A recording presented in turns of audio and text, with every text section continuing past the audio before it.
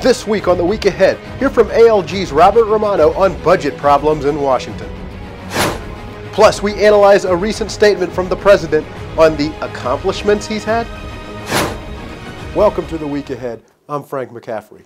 It's been an interesting week for President Barack Obama. He visited Ireland and drank Guinness beer with those who call him Obama. It was the end of an era. A major cheerleader for Obama, Oprah, stepped down, and the president got exactly 0 votes on his 2012 budget proposal. That means Obama ally Senator Harry Reid did not vote for Obama's budget. In fact, no budget got through the Senate. For more on this, we're joined by Americans for Limited Government's Robert Romano. Robert, what's the meaning of this? Well, this is just a replay of 2011, where the Democrats in Congress is simply failing to pass any budget.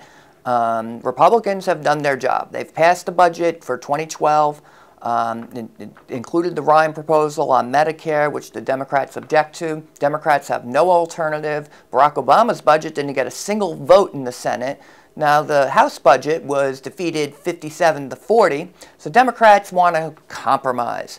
Well, let's see what that entails. House Speaker John Boehner has demanded trillions of spending cuts to be associated with any increase in the $14.294 trillion debt ceiling. Right now, again, they're at an impasse. Democrats want tremendous tax increases. But if you look at 2007's budget deficit of $160 billion, today we're going up to $1.5 trillion.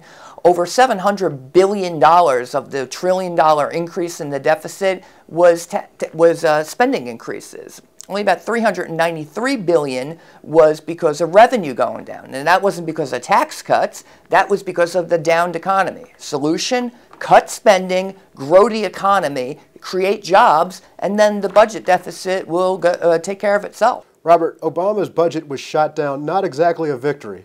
This is a major embarrassment for the Obama administration, who has proposed to increase the national debt from its current $14 trillion level to over $26 trillion by 2021.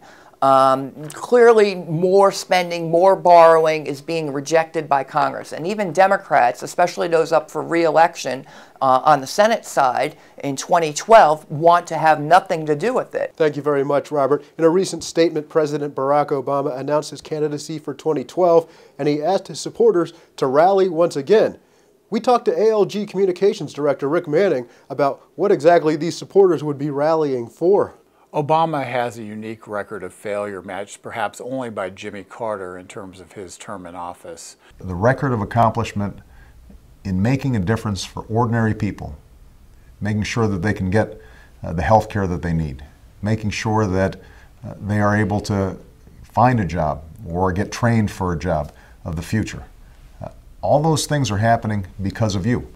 President Obama talking about finding a job of the future is amazing. Apparently, he's convinced that people are going to be able to wait around until 2030 when his Green Jobs Initiative finally pays off with some jobs.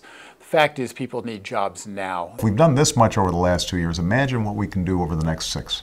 Wow, we've gone from about 6% unemployment to 9% unemployment.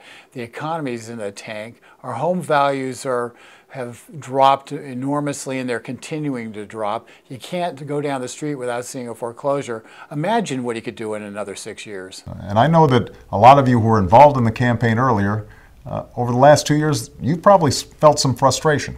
Yeah, frustration because he's forcing people to buy health insurance who don't want it. Frustration that he continually goes around the world and plays golf and cares more about playing golf than actually being president. And frustration that this guy's so far out of touch that he thinks the economy's better. Well, you're right, Obama. I have been feeling a little frustrated. You had promised us that there were going to be more jobs and that the economy was going to get better. And the unemployment for people ages 16 to 25 is 54%. The class of 2011 has hundreds of thousands of dollars in college loans. How are we supposed to pay them back without jobs? There have been times where you wanted Washington to change a lot more quickly than it has, and it keeps on slipping into those same old bad habits. But I want everybody here to remember everything we've accomplished over the last 2 years. And what exactly have we accomplished, Barack? You promised that you were going to introduce new sources of clean energy to reduce the dependence on foreign oil. we haven't done that. You promised us new jobs, but unemployment's actually gone up significantly. And you promised to cut spending, but you actually tripled it. Remind me again what I'm supposed to remember we accomplished? And that's all the time we have for the week ahead. Please join us again next time.